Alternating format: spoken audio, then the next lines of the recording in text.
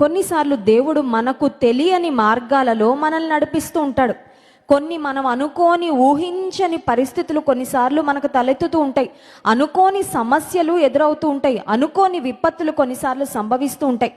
ఈ మార్గంలో దేవుడు నన్ను ఎందుకు నడిపిస్తున్నాడు, ఇటువంటి తర్బీదు నాకు ఎందుకు ఇస్తున్నాడు, ఇటువంటి శ్రమ గుండా నన్ను ఎందుకు తీసుకొని వెళ్తున్నాడు, ఈ గాఢాంధకారపు లోయలో నన్ను ఎందుకు నడిపిస్తున్నాడని కొన్నిసార్లు వెళ్తున్నప్పుడు మనకు అర్థం కాదు.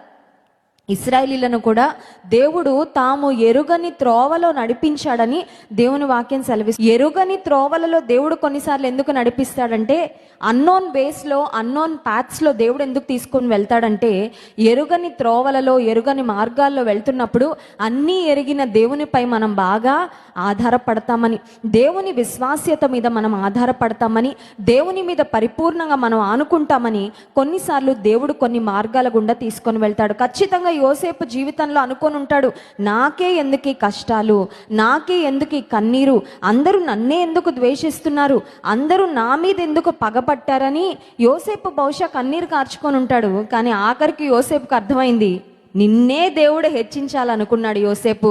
అందుకే నిన్నే ఈ కష్టమైన మార్గం గుండా దేవుడు నడిపించాడు.